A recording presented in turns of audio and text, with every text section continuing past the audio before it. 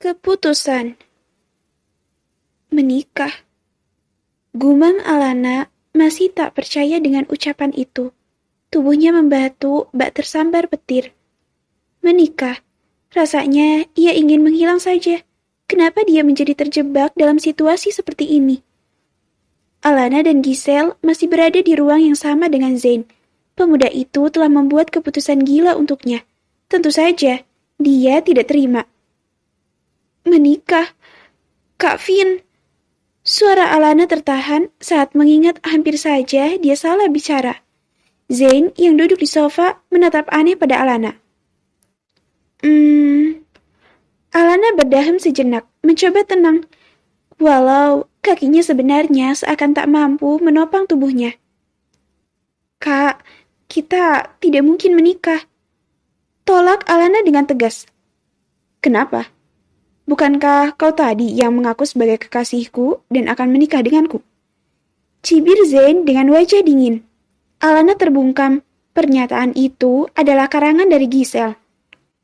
Maaf tuan, itu tadi agar mereka pergi. Sambar Giselle. Dia juga tidak ingin Alana terjebak dalam pernikahan. Tatapan mata Zain semakin menghunus pada dua sahabat itu.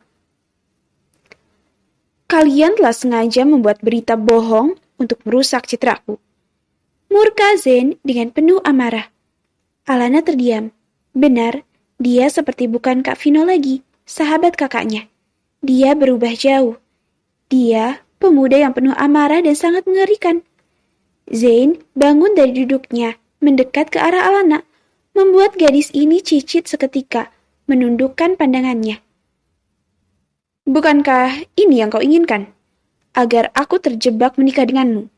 Kau mengaku sebagai kekasihku. Hardik Zain. Oh astaga, lagi-lagi kata menjebak. Sumpah demi apapun, Alana tidak pernah bermimpi menikah dengan sahabat kakaknya itu. Dasar Laura perempuan ular, ini semua karenanya. Dan kau? Zain mengalihkan pandangannya pada Giselle. Kau pikir aku tidak tahu siapa kau? Kau adalah putri Pater Andrean. Aku bisa menghancurkan keluargamu karena telah mengusikku. Ancam Zain dengan ancaman yang mematikan, membuat wajah Giselle memucat. Kau pasti sangat tahu tentang kekuatan keluarga Walter kan dari ayahmu? Semakin bergetar saja Giselle. Ya ampun, keluarganya adalah masalah. Benar kata ayahnya, jangan pernah masuk dalam masalah keluarga Walter. Itu sangat berbahaya, dan kini dia telah merasakannya. Kak, saya hanya ingin menolong kakak dari Laura. Protes Alana untuk kesekian kalinya mencoba menjelaskan. Kini, keluarga Giselle pun ikut terseret. Semakin rumit saja masalah ini. Zain telah menunjukkan keberingasannya. Niat menolong malah terjebak. Andai Laura yang ada dalam posisi ini, dia pasti bahagia. Rencananya berhasil. Tujuannya menikah tercapai. Sial. Itu tujuan Laura, bukan dirinya. Zain mendengus, memutar bola mata jengah. Masih saja berkelit. Lalu, di mana perempuan itu? Tanyanya sembari melipat tangan di dada. Namun belum sempat Alana membuka suara, Zain kembali mencecarnya. Menghilang. Ucapnya dengan nada cibiran. Perempuan itu memang hanya hasil karangan kalian. Bentak Zain. Alana dan Giselle hanya diam 1000 bahasa. Benar, tidak bisa membuktikan jika perempuan bernama Laura itu memang benar ada. Suasana hening tanpa kata. Terdiam dengan pikiran masing-masing. Zain menatap Alana yang terdiam. Bentuk tubuhnya yang mungil, suaranya, nada bicaranya. Entah mengapa, ada perasaan aneh pada dirinya. Ia merasa tak asing dengan perempuan ini. Zain menarik nafas panjang, mencoba meredahkan kemarahannya. Baiklah, agar desas-desus tidak berkembang, untuk membersihkan namaku dan keluarga Walter, kita akan menikah. Aku akan melepaskanmu dan tidak mengganggu keluarganya, jika kau bisa membuktikan perempuan yang bernama Laura itu ada. Putus Zain. Entah mengapa, dia sedikit melunak. Di ujung hatinya merasa ada sedikit kebenaran dari ucapan mereka. Karena itu, dia akan melepaskan keduanya jika mereka membawa perempuan yang dimaksud akan menjebaknya. Tapi, jika kau tidak ingin membersihkan namaku, ingat detik ini aku bisa menghancurkan keluarganya. Ancamnya lagi dengan tatapan menghunus. Astaga, betapa mengerikannya pemuda yang ada di hadapannya ini. Dia bak devil seakan ingin menelan mereka. Nasib keluarga Giselle di tangan Alana. Baiklah, aku setuju menikah. Tapi tolong jangan ganggu keluarga Giselle. Dan kakak harus melepaskan kami jika kami bisa membawa perempuan bernama Laura itu. Ucap Alana akhirnya setuju.